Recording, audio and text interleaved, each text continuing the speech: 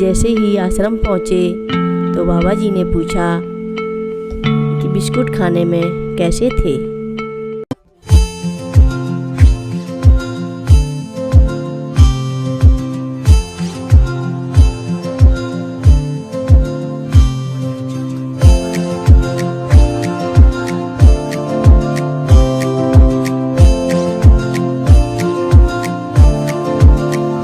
रक्षा सूत्र चैनल पर सभी भक्तों का स्वागत है। हम सभी भक्तों को महाराज जी की अद्भुत पावन कथाएं सुनाने जा रहे हैं। कृपया सभी भक्त ध्यान से सुनें। 3 वर्षों बाद जब रिचर्ड भारत आए तो पुनः बाबा के दर्शन के लिए कैंची गए। बाबा ने उनसे पूछा, पिछली बार जब तुम यहाँ आए थे तो तुमने मुझे गोलियाँ दी थीं। रिचर्ड ने उत्तर दिया, जी। क्या मैंने खाई थीं? हाँ, खाई थीं। रिचर्ड ने यह उत्तर अधूरे मन से दिया था।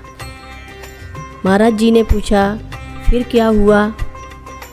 रिचर्ड ने उत्तर दिया, कुछ नहीं। महाराज जी ने कहा, अच्छा अब जाओ।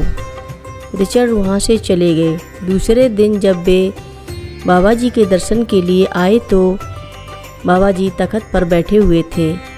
बाबा जी ने उनसे पूछा, वह औषधि तुम्हारे पास और है? रिचर्ड ने कहा, हाँ है। महाराज जी ने कहा, ले आओ। रिचर्ड LSD की डिबिया ले आए। उनमें 300 माइक्रोग्राम की 5 गोलियां थीं। एक गोली बीच से टूटी हुई थी। रिचर्ड ने सभी गोलियां अपनी हथेली पर रखीं और हथेली बाबा जी की तरफ बढ़ा दिया। बाबा जी ने 4 साबुत गोलियां एक साथ निगल लीं। इस प्रकार रिचर्ड के मन में पिछली बार का संशय खत्म हो गया। बाबा जी ने कहा, क्या मैं पानी पी सकता हूँ? रिचर्ड बोला, अवश्य। महाराज जी ने पूछा, ठंडा या गर्म? रिचर्ड बोला, कैसा भी। बाबा जी ने 1 गिलास पानी मांगकर पिया और पूछा, इसका असर कब तक होगा? 20 मिनट से 1 घंटे तक, रिचर्ड ने कहा। बाबा के एक भक्त ने कलाई में घड़ी बांध रखी थी। बाबा ने उसकी कलाई कसकर पकड़ ली। घड़ी में समय देखा, फिर बोले, क्या यह मेरे सिर पर तो नहीं चढ़ जाएगी? रिचर्ड बोला, हो सकता है। बाबा के भक्तगण वहीं बैठे बैठे बाबा की यह लीला देख रहे थे। बाबा जी ने कंबल से अपना मुंह ढक लिया। कुछ देर बाद जब उन्होंने मुंह से कंबल हटाया तो उनकी आंखें घूमती सी लगीं। मुंह खुला था। देखने से लग रहा था कि जैसे वे पागल हो गए हैं। रिचर्ड को काटो तो खून नहीं लगा, जैसे वह जड़ हो गए हों। उन्हें इस बात की पीड़ा थी कि उन्होंने एक साथ 1200 ग्राम शक्ति की गोलियां बाबा को क्यों खाने दी। हो सकता है कि पिछली बार बाबा ने गोलियां फेंक दी हों और इस बार मेरा भ्रम दूर करने के लिए गोलियां खाई हों। रिचर्ड के मन में तरह तरह के सवाल उठने लगे। वे पश्चाताप की आग में तपने लगे थे। लेकिन जब उन्होंने पुनः बाबा की ओर देखा तो बाबा पूरी तरह सामान्य थे और घड़ी पर नज़रें टिकी थीं। 1 घंटा बीत चुका था। दवा के प्रभाव का नामो निशान नहीं था। बाबा ने पूछा, क्या इससे भी तेज दवा तुम्हारे पास है? नहीं, रिचर्ड ने कहा।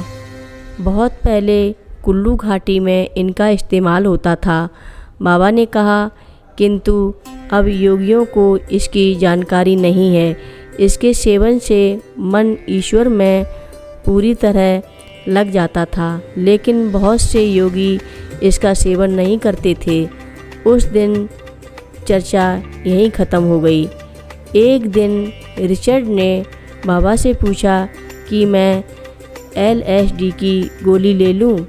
बाबा ने कहा, गर्मी के मौसम में इन्हें नहीं लेना चाहिए। जाड़े का दिन हो, शांत वातावरण हो, तुम अकेले हो और तुम्हारा ध्यान ईश्वर में लगा हो, जब तुम योगियों की दवा ले सकते हो। यह दवा संसार के लिए उपयुक्त हो सकती है, किंतु आध्यात्मिक दृष्टि से उचित नहीं है। दवा लेने के बाद तुम ईश्वर के कमरे में जाओगे, उन्हें प्रणाम भी करोगे, किंतु 2 घंटे बाद वहाँ से चल दोगे।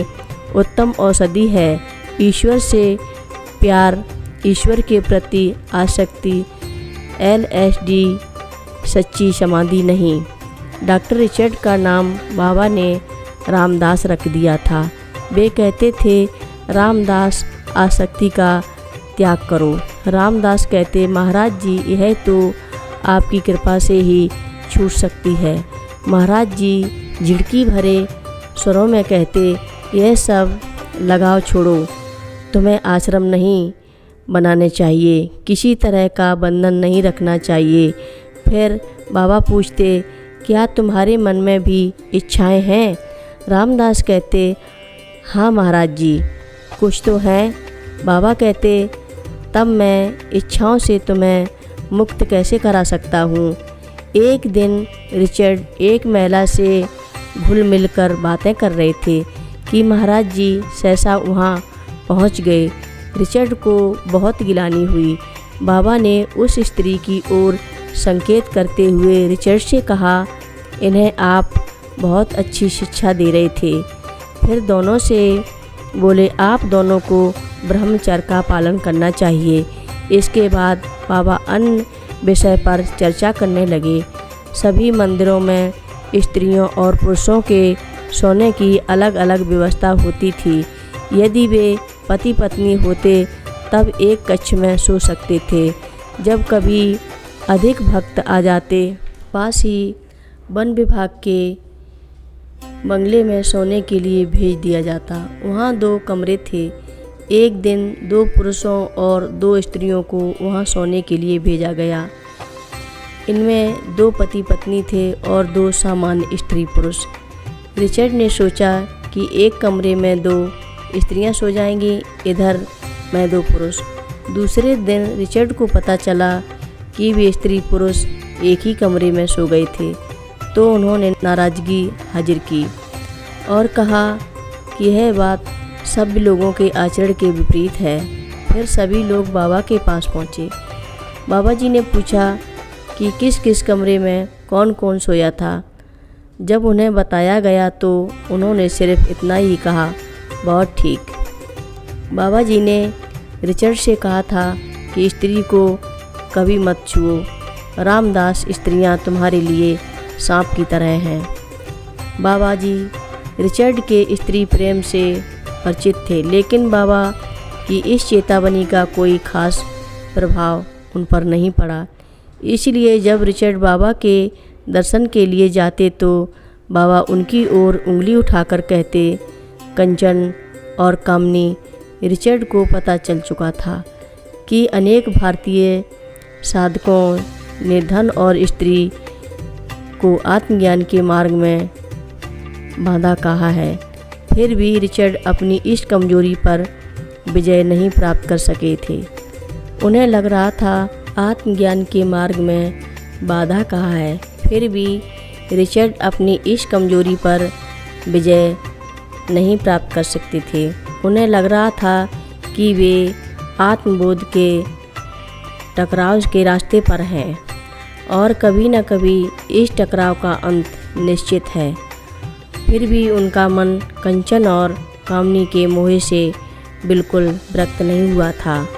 बाबा का रूख इस मामले में सख्त था।